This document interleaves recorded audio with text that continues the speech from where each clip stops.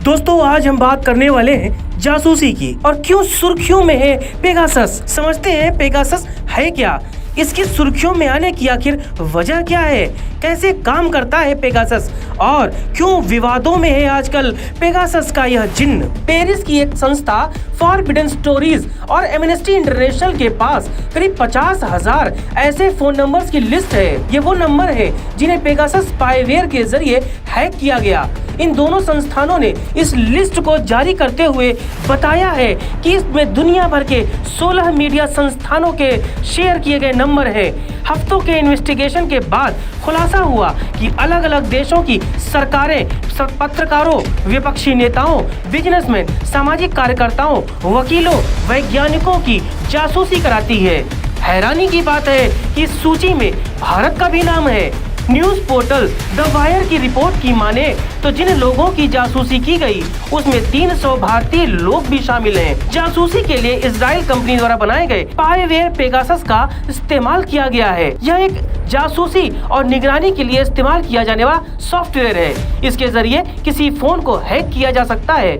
Hack करने के बाद उस फोन का कैमरा, माइक, मैसेज और कॉल समेत तमाम जानकारी हैकर के पास चली जाती है। इस स्पाईवेयर को इजरायली कंपनी एनएसओ ग्रुप ने बनाया है। इस लिस्ट में 40 पत्रकार, 3 विपक्ष के बड़े नेता, एक संवैधानिक पद पर बैठे व्यक्ति, मोदी सरकार के 2 मंत्री और सुरक्षा एजेंसियों के मौजूदा और पूर्व हेड समेत कई बिजनेसमैन शामिल हैं। ये पत्रकार Hindustan times, Indian express, TV 18, the Hindu, the Tribune, the wire जैसे संस्थानों से जुड़े हैं। इनमें कई स्वतंत्र पत्रकारों के भी नाम हैं। पेगासस सबसे पहले 2016 में सुर्खियों में आया।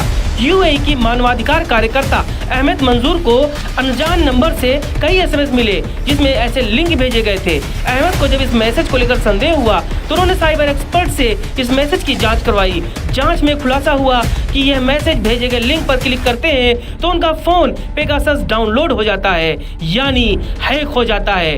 पूरे मामले पर भारत सरकार का क्या कहना है, अब ये भी समझ लीजिए।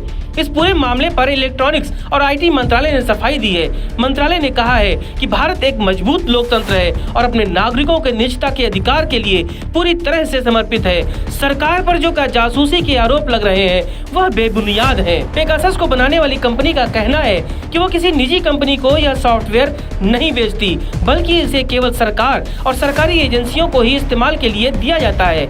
इसका मतलब साफ है कि अगर भारत में इसका इस्तेमाल हुआ है तो कहीं न कहीं सरकार या सरकारी एजेंसियां इसमें शामिल हैं। अब आखिर में बता दें कि फोन में आने के बाद पेगासस के पास आपकी क्या क्या जानकारियां चली जाती हैं। इंस्टॉल होने के बाद पेगासस फोन में किसी तरह की फुटप्रिंट नहीं छोड़ता, यानी आपका फोन हैक होगा तो भी आपको पता नहीं चलेगा। ये कम बैंडविड्थ पर भी काम करता है, साथ ही फोन की बैटरी, मेमोरी और डेटा का भी कम इस्तेमाल करता है, जिससे कि फोन हैक होने के बाद आपको किसी तरह का शक न हो। फोन लॉक होने पर भी पेगासस अपना काम करता है। बेहद खतरनाक वायरस है पेगासस।